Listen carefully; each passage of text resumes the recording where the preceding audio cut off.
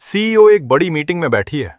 तभी एक कर्मचारी आकर बोलता है, मैम, कंपनी के शेयर फिर से नीचे गिर गए हैं, आज की लिमिट तक।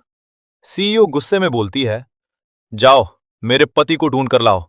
वही जो ओवरपास के नीचे ठेला लगाते हैं, उसी से पूछते हैं अब आगे क्या होगा। मैं जो ताबीज बना रहा होता हूं चिढ़कर बोलता हूं, अरे फिर आ गई तुम, फ्री का फायदा उठाने। पूरी इंडस्ट्री जानती है कि इस खतरनाक महिला सीईओ के साथ एक अजीब सा आदमी रहता है जो दिन भर उल्टे सीधे काम करता है। तभी श्री लेंग चिल्लाते हैं, अभी यही वापस आओ। फिर बात सामने आती है, तुम्हारे मंगेतर ने हमारे घर का पुराना पेड़ कटवा दिया। बोल रहा था जगह गलत है, किस्मत खराब हो रही है। लेंग किंग क्यू बस कंधे उचकाकर बोलती है, मैं उससे जीत नहीं सकती, तो बताकर क्या फायदा। लेकिन ट्विस्ट यह था कि एक हफ्ते के अंदर ही कंपनी के शेयर 3 गुना बढ़ गए और वो बूढ़ा आदमी तो मुझे ऐसे देखने लगा जैसे मैं खुद लक्ष्मी देवी हूं। अब फ्लैशबैक 1 महीने पहले लेंग किंग क्यू सड़क किनारे भुट्टा खा रही थी और मैं पास में ओवरपास के नीचे बैठकर लोगों का भविष्य बता रहा था। उसे मुझ पर दया आ गई। उसने मुझे डिनर पर बुलाया। मुझे एहसान लेना पसंद नहीं, तो मैंने कहा, चलो मैं तुम्हारा भविष्य फ्री में बता देता हूं। उसकी असिस्टेंट थोड़ी स्मार्ट और शक करने वाली थी, लेकिन लेंग किंग क्यू ने आराम से अपनी जन्म तारीख और समय बता दिया। मैंने उसे ध्यान से देखा और बोला, तुम बचपन से अमीर रही हो, पैसे की कभी कमी नहीं रही, लेकिन फैमिली लाइफ कमजोर है। तुम्हारे माता पिता जल्दी गुजर गए और तुम अकेली हो। हाँ, एक गोद लिया हुआ भाई है जिसे तुम बहुत मानती हो। फिर मैंने आगे कहा, तुम्हारी जिंदगी में 4 बड़े खतरे आएंगे। 2 तो पहले ही आ चुके हैं। पहला, तुम्हारे माता पिता की मौत, जिन्होंने तुम्हें बचाने के लिए अपनी जान दी। दूसरा, 3 साल पहले आया था। इतना सुनते ही असिस्टेंट चेन ताना मारती है, अरे ये सब तो इंटरनेट पर मिल जाता है। तुम बस हमारे बॉस का ध्यान खींचना चाहते हो, है ना? किसी अमीर आदमी से सेट होना चाहते हो। मैंने उसकी बात इग्नोर की और सीधे कहा, तीसरा बड़ा खतरा आज ही है, और क्योंकि ये उत्तर दिशा में है तो बचने के लिए तुम्हें दक्षिण की तरफ जाना होगा। आज रात 12 बजे से पहले घर पहुंच जाना और उसके बाद बाहर मत निकलना। इतने में रेस्टोरेंट वाला भी सुन लेता है और बोलता है, भाई तुम्हारी बात तो काफी सच्ची लग रही है, मेरा भी फ्यूचर बता दो ना। दुकानदार हंसते हुए बोलती है, छोड़ो भी, मैं अमीर कब बनूंगी। मैं उसे देखता हूं, हल्की शरारती मुस्कान के साथ। सच में अपना फ्यूचर जानना चाहती हो? मैंने पास लगे बोर्ड की तरफ इशारा किया, 1 दिन का 1000। वो तुरंत घबरा जाती है, अरे नहीं नहीं, इतना महंगा? बाजार में तो अंधा ज्योतिषी 50 लेता है। मैं तो दिन भर में इतना भी नहीं कमा पाती। मैं हंसकर बोलता हूं, अरे मालकिन, मैं तो मजाक कर रही थी। सोचा तुम जवान हो, मेरी बात पर यकीन नहीं करोगी, पर तुम तो सच में पैसे देने को तैयार हो गई।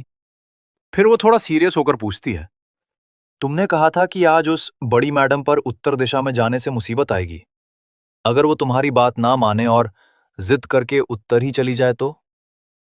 मैंने बहुत शांत होकर बस इतना कहा, बहुत बुरी तरह घायल और करीब 2 साल तक कोमा में।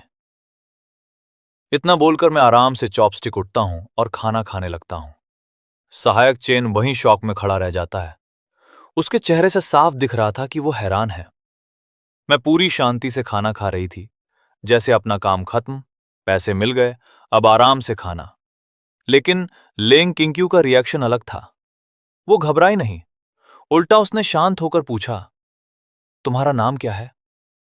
मैंने मुंह में खाना निगलते हुए कहा, मूगे, वुफोंग वैली की शिष्य। चेन को वुफोंग वैली सुनकर और शक हुआ। वो कुछ पूछने ही वाला था, तभी उसने देखा कि लेंग किंग्यू अपनी व्हीलचेयर को कार की तरफ ले जा रही है। मैंने देखा वो अपने हाथों के सहारे खुद को कार में चढ़ाने की कोशिश कर रही थी। मैं मन ही मन सोचती हूं, काश अभी मेरे पास थोड़ी और ताकत होती तो एक ताबीज से ही इसके पैरों को ठीक कर देती। मैं थोड़ी देर सोचती हूं, फिर खाना छोड़कर उसके पीछे चली जाती हूं। मैं कहती हूं, प्रेसिडेंट लेंग, मानो या ना मानो, लेकिन अब जब मैंने बता दिया है तो मेरी सलाह मान लो। आज उत्तर की जगह दक्षिण की तरफ जाओ और रात को घर पहुंचकर बाहर मत निकलना, तभी इस मुसीबत से बच पाओगी। वो बस हल्का सा थैंक यू कहती है और उसकी कार अंधेरे में गायब हो जाती है। मैं वापस आकर आराम से खाना खाने लगती हूं कार के अंदर। सहायक चेन धीरे से बोलता है, प्रेसिडेंट लेंग, वो लड़का जरूर धोखेबाज है। ये वूफोंग वैली वैली कुछ नहीं होता। मैंने कभी नहीं सुना। अगर वो इतना काबिल होता तो भूखा थोड़ी रहता। लेंग किंग्क्यू कुछ नहीं बोलती, बस थकी हुई लग रही थी, अपनी कनपट्टी दबाते हुए। फिर वो शांत आवाज में पूछती है, दोपहर का अगला शेड्यूल क्या है? चेन तुरंत प्रोफेशनल मोड में आ जाता है। 1 घंटे बाद R&D डिपार्टमेंट में मीटिंग है। सहायक चेन बोलती है, मैम, उस मीटिंग में आपका होना बहुत जरूरी है। और आज सुबह पुराने घर से भी कॉल आया था। बुजुर्ग साहब ने कहा है कि आप आज रात डिनर के लिए वापस आ जाएं। ये बोलते ही चेन का चेहरा थोड़ा अजीब हो जाता है, क्योंकि कंपनी भी उत्तर दिशा में है और पुराना घर भी उत्तर में ही पड़ता है। मतलब अगर वहां गए तो सीधा उसी खतरे की तरफ लेंगे। किंग बिना 1 सेकंड सोचे फैसला लेती है, मीटिंग कल के लिए पोस्टपोन कर दो और पुराने घर में बोल दो कि मेरी तबीयत ठीक नहीं है, आज नहीं आ पाऊंगी। फिर वो ड्राइवर से कहती है, अंकल वांग, सीधे घर चलिए।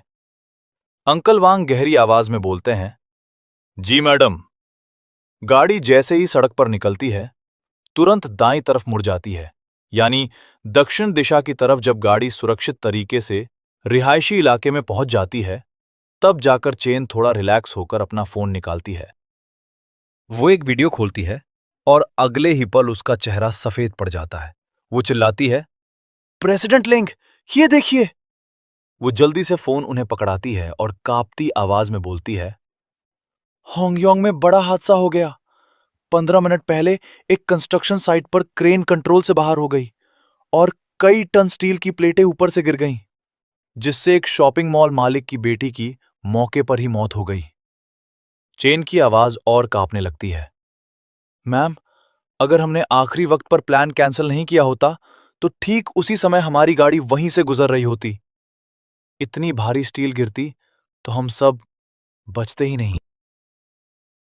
ये सोचते सोचते चेन पसीने में भीग जाती है। मैम, वो ज्योतिषी कोई आम इंसान नहीं है। लेंग किंग्क्यू पूरा वीडियो बिना किसी रिएक्शन के देखती है, फिर चुपचाप फोन वापस कर देती है। दोनों बिना कुछ बोले स्टडी रूम में चली जाती हैं। लेंग किंग्क्यू तिजोरी खोलती है और उसमें से एक फाइल निकालती है।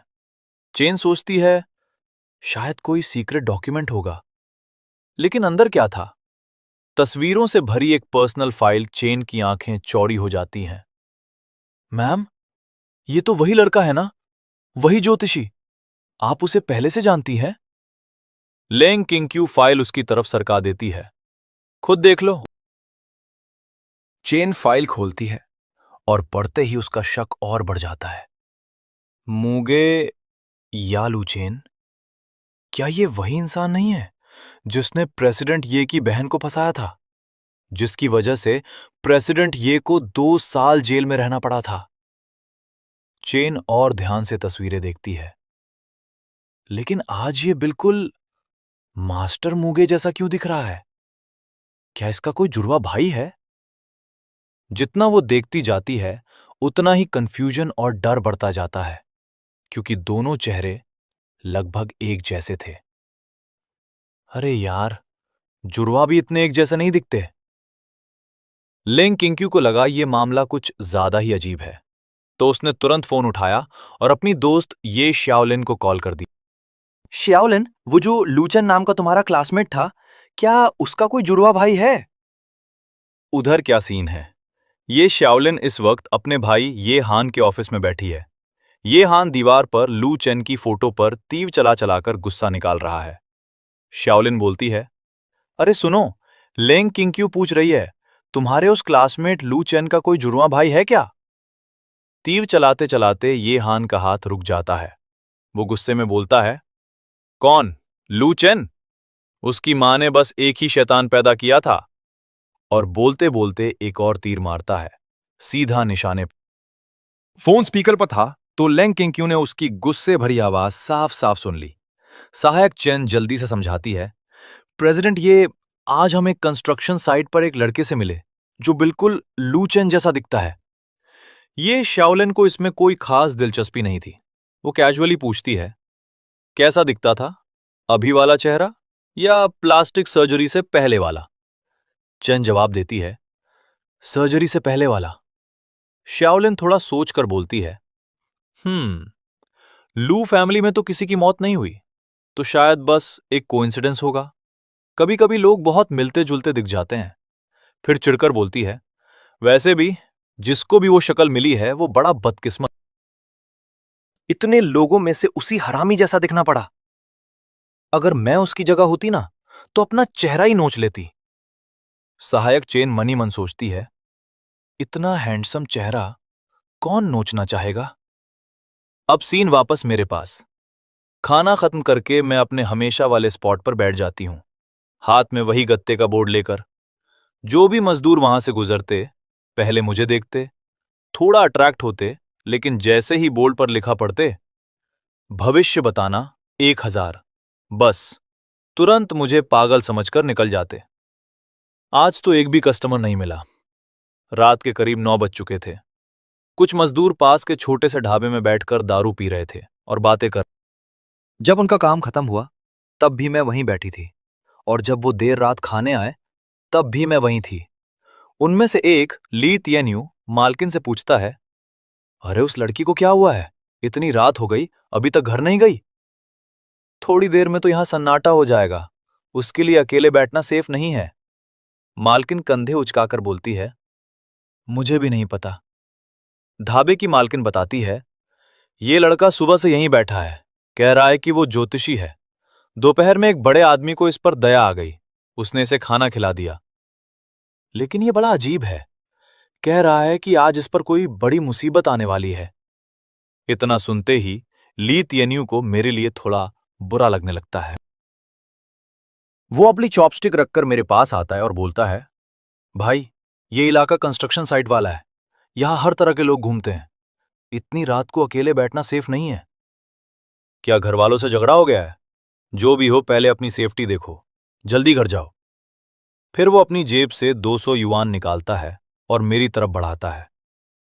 ये लो, टैक्सी पकड़कर घर जाओ, कुछ अच्छा खा लेना। तुम जैसे लड़कों को ठंडी कोला पसंद होती है ना, एक बोतल ले लेना, मूड ठीक हो जाएगा। मैं उसे देखकर हल्का सा मुस्कुराती हूं। दयालु लोगों के साथ मेरा रवैया हमेशा थोड़ा सॉफ्ट होता है। मैं सिर हिलाकर कहती हूं, मैं यहीं पास में ही रहती हूं। वो थोड़ा हैरान होकर पूछता है, सच में? मैं तो सालों से यहां हूं, तुम्हें पहले कभी नहीं देखा। अभी कुछ दिनों पहले आई हो क्या?